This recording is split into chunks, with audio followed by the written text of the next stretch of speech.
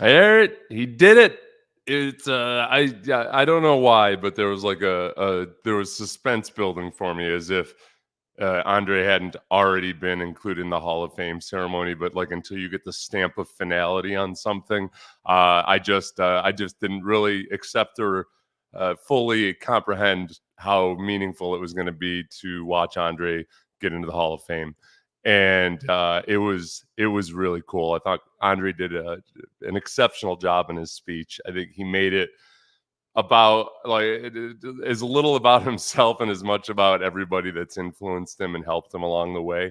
And one of the greatest gifts you get from playing in the NFL is meeting people like Andre. Like you meet these people who are just exceptional and unique human beings as players and just the way they're wired.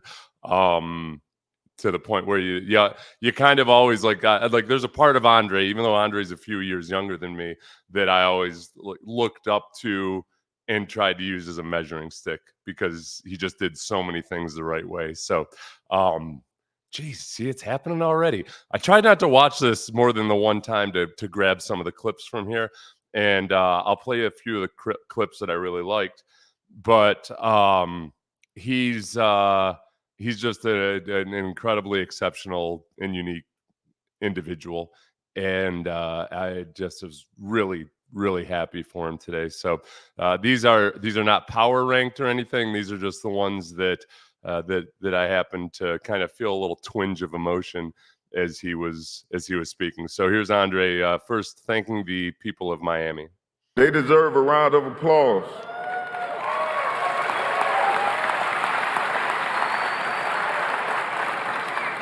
And I want to thank them to know that that quiet kid, I made it.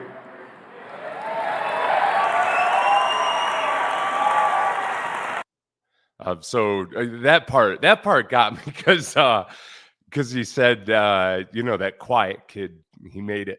Like if you just if you know how quiet Andre is, like he's quiet and he's totally comfortable being quiet, which makes it that much more intriguing and impressive. That I've never once been around him where it felt like he felt any pressure at all to be anybody other than who he is.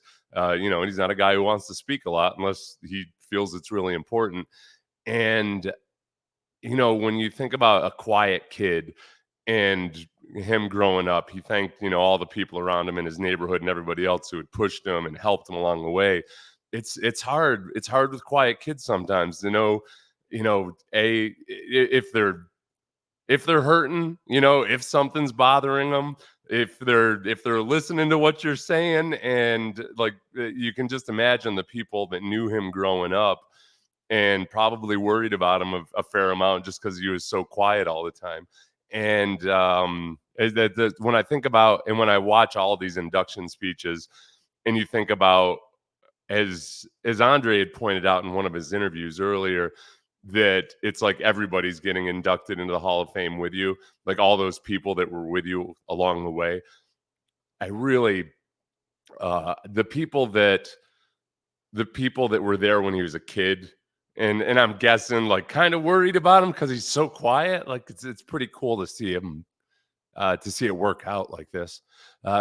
Next was Miami High School. My high school put me in a different environment. And my environment, the guys showed me something different that I had never experienced before. They showed me something about supporting each other and wanting guys to be successful and to push you to go to college and be successful. I'm so thankful to my Miami High teammates, the guys that are here and the guys that are back home. Thank you, guys.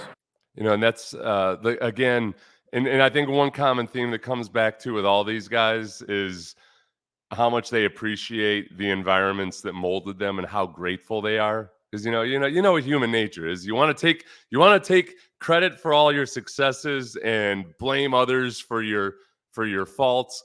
And with maturity, hopefully you get good at not blaming others for your faults. But it's sometimes it's a lot harder to not take credit for your success, and that's when you're an insufferable adult.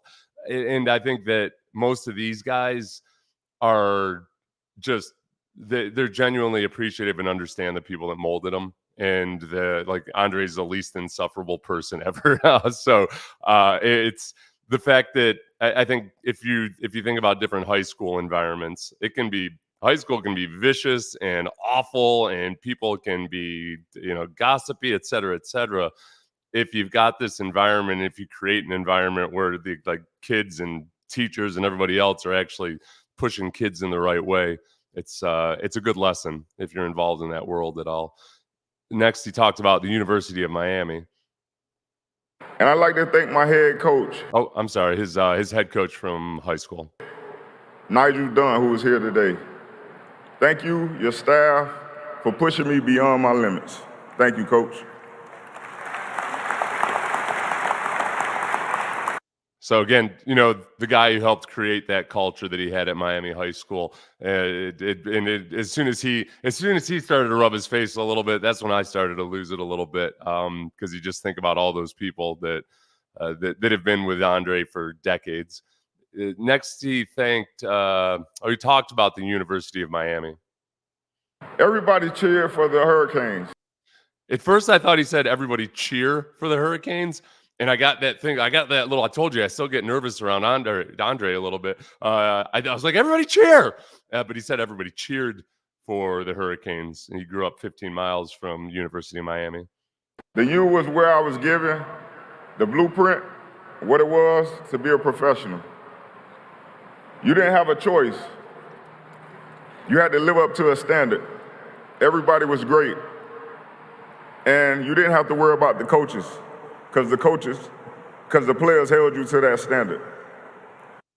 And I think that's it's impossible for me not to think about D'Amico when he's talking about that. And honestly, something that Kubiak first said when he first got there in 2006. At that point, Andre was in his fourth year in the NFL, which was creating an environment where the players are the ones that hold the standard and really make everybody accountable. And I thought Kubiak did a good job of that. And honestly, I think it probably took 3 or 4 years to get to that.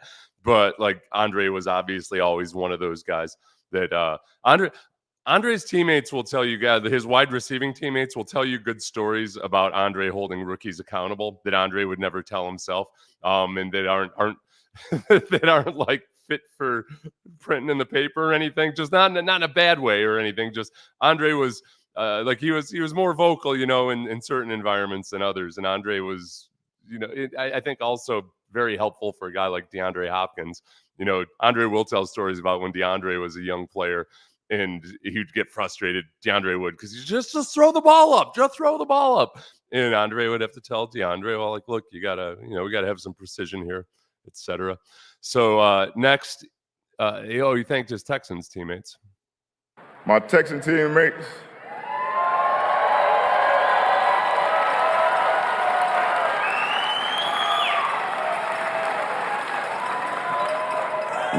What you guys mean to me, man, I don't think you guys even know. Man, you guys mean so much to me. We've been through so much together. It took us a while to get things to where we wanted to be. It was no overnight success. But day in and day out, we came to work and we worked our tails off. And I'm very thankful for you guys, man. You guys are my brothers. I love y'all. And I think there's two eras of former Texans players. I kind of look at it as pre-2011 and post-2011, and Andre spans both of those eras. But when Andre was a rookie and, in those first few years that I was teammates with him, I was always keenly aware of the fact that we had this guy on the roster who was just this untapped powder keg, that the things just couldn't get right, to be able to actually utilize and almost live up to a guy like Andre Johnson. And I always felt guilty about it because I was lucky that when I was a younger player, I was on a really good team. Andre was a guy that had really good high school experience, incredible college experience, and then came to an expansion team where things weren't quite right. And it wasn't Dom Capers' fault or Charlie Casserly's fault or anybody else. It was taking a while for everything to get going. So like I always look at those guys that were on the team in 2011 and 12 as like, all right, that's when things clicked, and that's when Andre got to be on a team in the NFL that could do things the way things are supposed to be done, and it's a lot of fun when you're winning and you're on the rise and everything. Obviously, it never ultimately worked out, but and that's why I still like I from when I moved back to Houston, whenever I saw Andre somewhere, especially like if Andre was out on the field or something and I'm just in the media at this point, I always just felt like a little bit of like a glow when Andre would spot me and come talk to me, because he does that for every teammate. It's not just me or anything. It's like every teammate that he recognizes and sees out there, he makes a beeline to him. But still that little twinge of guilt, because he's like, he deserved a lot better than that. He was a guy that came from this awesome program. And a lot of the guys that come from awesome college programs and they face adversity in the NFL, they show their ass a little bit. Like they think that they're better than that, and they can't, and they almost remove themselves from the struggle. And like Andre was never that way. It was just he just did everything the right way as a teammate. Oh, the other part too about JJ Watt. I was up. JJ's the one guy that told me too that he always gets a little bit nervous about Andre. Also, he's like, does he like me?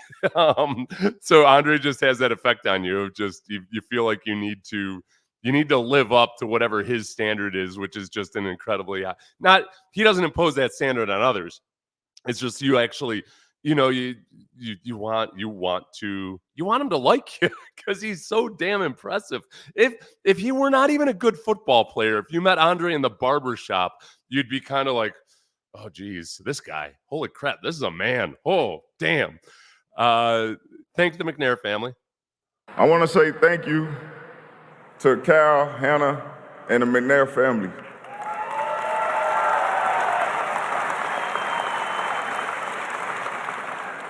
And I think like you can look at Andre from 2003 onward too, where obviously Bob McNair went through a lot of turmoil and public criticism. Cal, after he took over, after Bob McNair died, a lot of criticism. And I think the one thing that always impressed me before there was any kind of controversy or anything of 2019 through 22 was that Bob McNair was very good at separating the business from the personal, I think, except when it came to Andre, and in a good way. The second contract that Andre had done, there was some things that just weren't right with it. So like Bob McNair willingly went and reworked it with Andre to make it a fair contract. It wasn't your classic, player agitating for this or that or being disgruntled. I think that Bob McNair always appreciated Andre for just how steadfast and professional a teammate he was, and that he was the kind of guy that he would have wanted, a team full of Andre Johnsons, obviously, whether they're Hall of Fame caliber or not. And it's been nice to see these last couple of years everything be kind of brought back to calm waters, and that Andre now is just so involved with the team and the younger players like kind of they look up at him like the same way like I've told you, a lot of people look at Andre, but these guys were just kids when they were playing with Andre on Madden or just watching him on television. And it's really nice to see this part here too. This is not anything emotional or anything, but it's I think it's very telling in terms of how Andre conducts himself, everywhere around a football locker room, front office, team, etc. I want to thank all my coaches, my trainers, the equipment managers, the people that don't get the recognition that help us out throughout the years.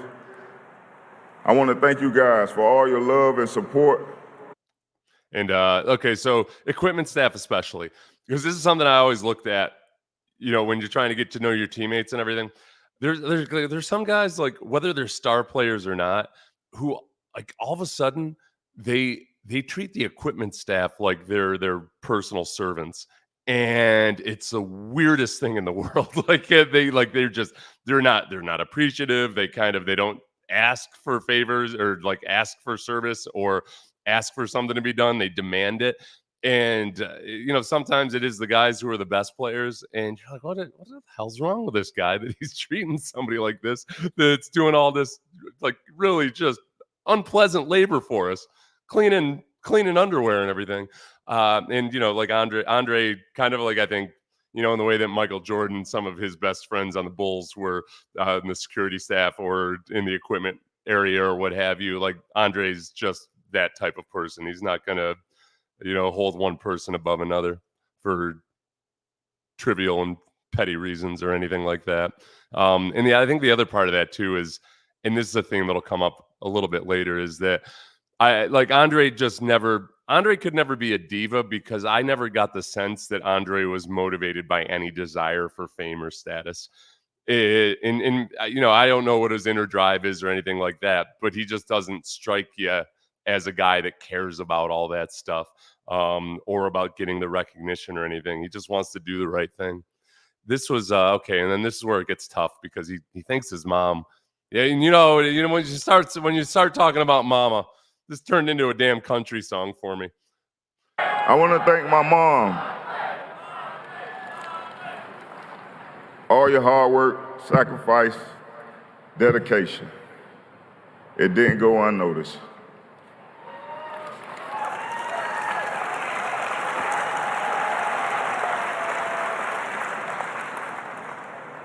The way you raised me and my little brother, it was a Hall of Fame effort. Today, Ma, you go in the Hall of Fame.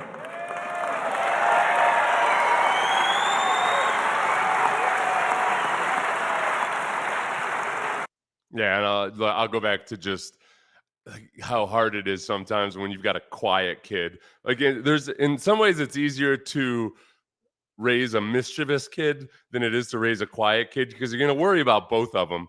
But at least the troublemaker and the loud kid, you actually know what's on their mind. Where with the quiet kid, you just don't necessarily know if there's something that's bothering them, or that they need, or anything else. And it's hard. It's really hard sometimes. So I don't know how he talks with his mom when he's alone with her or anything. But she's the one that either talked him into or had him go to Miami High, which ended up being a very, very good influence and experience for Andre, and then obviously onward to the University of Miami. She made some good decisions with him, obviously, and then he thanked his daughter.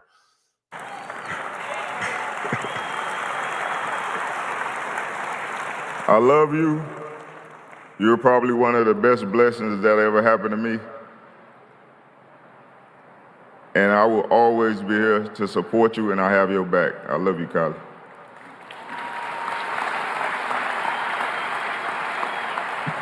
Yeah, and I think she's the age where I don't know if she would have been old enough to remember her dad playing. I heard JJ talking about that. About that's one thing that kind of makes him think about coming back, is that his son might be able to have a better memory, a very little bit of his father playing. But it's Andre just has always struck me, just by watching him operate with his family and everything, that he's very intentional about it, and just obviously very serious about it. And his uncle, who's passed away and who was around Andre from the very beginning, is kind of a guy that could help him navigate his way through the NFL. So he's since passed, but obviously has been with him from the beginning. To my uncle, Andre, who's not here, but I know he's here in spirit. Man, I know he's celebrating like hell. He saw this happening before I saw it happen. And he used to always tell me, boy, you don't know how good you are. And I really didn't get it then, but I understand it now. Unc, we miss you, and I know you smiling down on us. We love you. We miss you, Unc. Yeah, that part there, when he said his uncle used to tell him, you don't know how good you are. and you wonder, like, okay, well, yeah, Andre was good his whole high school career, right, and in college, but it's always that these guys like the Hall of Famers. I'm just so fascinated by them because they're wired differently. So many of them that I've met and talked to, and or just played against. You just they see things a little bit differently, and then there's always, I think, no matter how good they are, one of the things that drive them is maybe somewhere deep inside, not thinking they're that good and like having to constantly prove themselves. And Andre's not like a chip on the shoulder type of guy.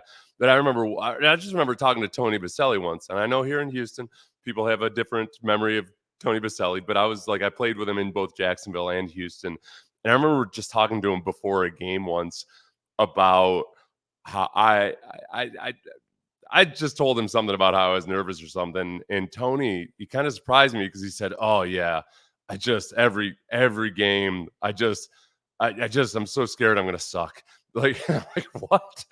Like what the hell are you talking about?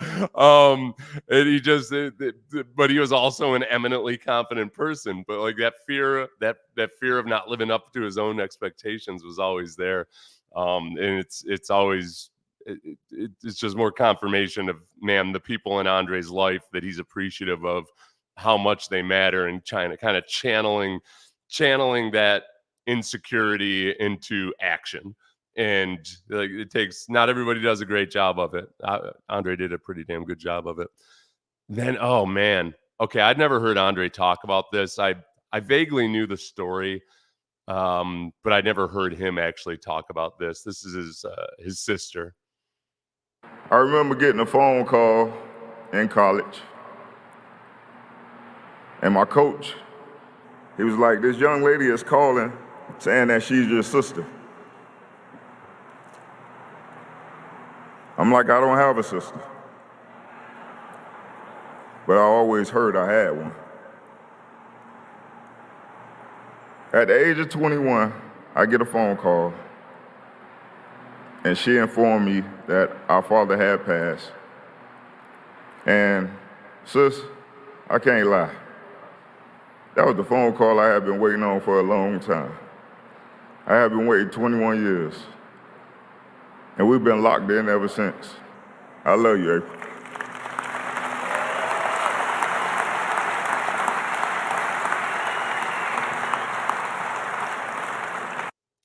All right, like that one, man. I don't even know how to process it, because you go back to imagining Andre as this quiet young kid in Miami, growing up, goes to school 15 miles from where he was from.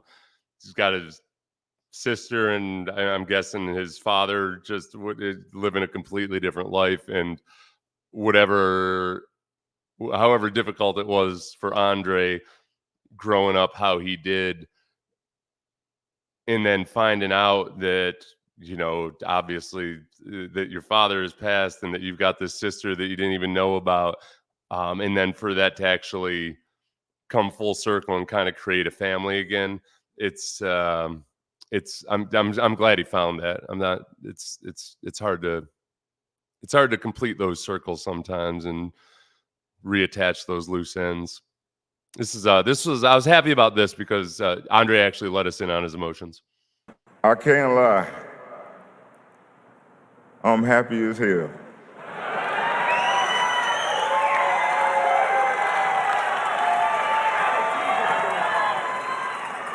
I almost felt like that was a little bit of an inside joke. Almost like, yeah, guys, I know. Listen, I know I don't emote all that well. So yeah, I'm just, so I'm really, really happy. Um, I think we've seen a different side of him in terms of what you see publicly since the Hall of Fame stuff started, with him putting the jacket on, him finding out about it, all that stuff.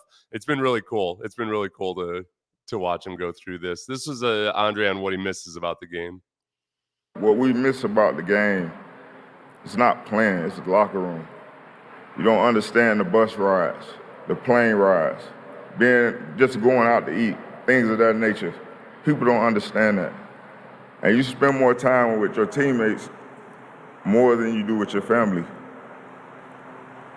Yeah, that's I think anybody that's in a profession where with firemen or military or anything like that, like that's the stuff that you really remember and you really miss, and that I don't think you don't appreciate how good you have it at the time because you've never had to live that adult life until because it's extended adolescence. As long as you get to be working in you're playing pro sports and you get to hang out with your buddies all day long, who also have a common goal of yours. It's really, really cool, and you appreciate it a lot more after you get out and you see your family quite a bit if you're doing it right, and you see limited doses of your friends, and you got to make plans to see your friends. But then sometimes I can't because I got this work thing, where it's like you're going to work, you're hanging out with your friends. It's awesome.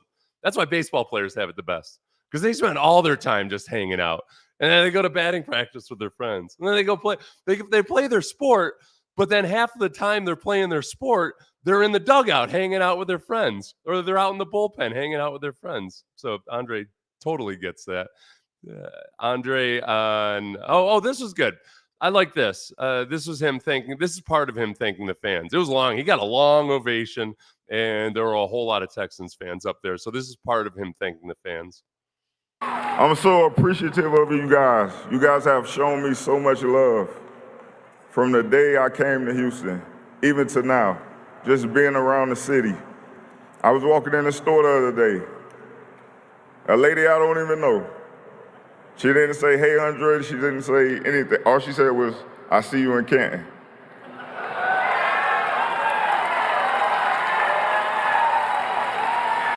Okay, this is a thing that occurred to me as I was thinking about Andre and that fan just coming up and telling him that she was going to be in Canton. It's that Andre's quietness, in a way, it made it feel, or it still makes it feel, kind of like that old school, back before we had so much social media, back before there was sports on TV 24 hours a day, 7 days a week, and the internet and everything else like that. You kind of just had limited glimpses of your heroes, and you had limited glimpses of Akeem Olajuwon, or you had limited glimpses of Jim DeShays. Well, when he was a player, but the and in a way, I think that almost makes it easier to feel close to him, counterintuitively, because he's an institution in the city, and he did it without the Texans having won a Super Bowl or anything, but especially with the Texans franchise, he's by far been the most stable presence, that's also a point of pride. And if you're a hardcore Texans fans, like the fan, like the ones that went up to Canton, I think that especially from 2003 onward, from the second year of the franchise until now, that's been the thing. That's been that one rock solid thing that you can feel good about. Obviously, at the end of his career, he went elsewhere. That happens with just about every Hall of Famer. But it's a really nice thing for Houston Texans fans to have, and it's nice to have that stamp of approval from the Hall of Fame.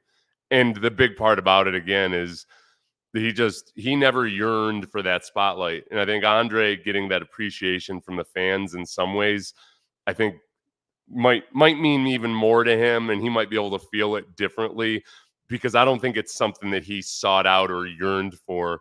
It's just something that is there and that he sees, and can appreciate without. Sometimes guys that want to be famous then also have the fall where they realize the downside of fame, because this is everything I'd ever wanted, and then they're like, hey, but wait a second, sometimes these people criticize me. Like Andre wouldn't have to think too much about the downside of it, because it wasn't what he yearned for to begin with, which is very, very cool. And then his final comments. I'll end off with this. I'm happy as hell again to be your first Pro Football Hall of Famer. Thank you.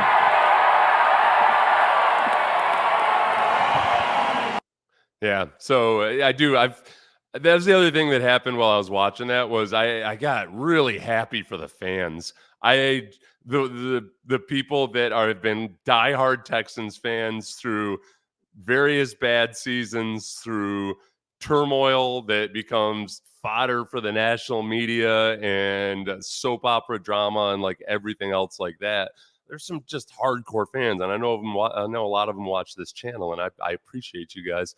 So, just really, I thought he did an incredible job with the speech. I think he made his entire speech about thanking people, and managed to make it a really interesting speech too. Obviously, I'm biased, but I feel like people that weren't necessarily a Andre Johnson fan or et cetera could have appreciated that speech, because he wasn't just reading off a list. He picked a few people or entities to thank, and went full bore into it. So I know he had downplayed how good he was going to be in his speech when he was interviewed during the Hall of Fame game, but and Pendergast told me that the teleprompter went off at some point. So I think the second half of the speech or something, a lot of you guys probably already know the story. I've been off social media for a bit, but big kudos to him. Big kudos. This is a different environment. Remember Bregman when he lost his papers during the apology, and he continued on with the apology, even though like people didn't want to acknowledge the apology. That was it was an impressive bit of brain functioning by both Bregman and Andre Johnson in that moment. But I never would have guessed that Andre had lost the teleprompter at some point. So I think he had a pretty good feel for all of that. Let's see. I was planning on making that 15 minutes, but then I had to fight back tears and all that nonsense. So I'm finishing up a Davis Mills video. I went back through and watched a third time. First time I had to watch real quickly because we had our 6 a.m. show. And I feel better and better about Davis Mills' performance the other day. I was skeptical of a few areas. I went back and watched the things I was skeptical of, and I was like, oh, Seth, you're kind of being a bastard. So thank you, everybody, and congratulations again to Andre. Just one of the most incredibly impressive human beings I've ever known. I'm so grateful that I got to share a locker room with him and play on the same football field as him, and just so happy that he has this now. And it's just confirmation of everything that he did in his career and the way that he operated. So very, very, very, very happy for Andre Johnson. I'm gonna go cry into my wife's shoulder. Not ending. See? I need my D'Amico Ryans outro.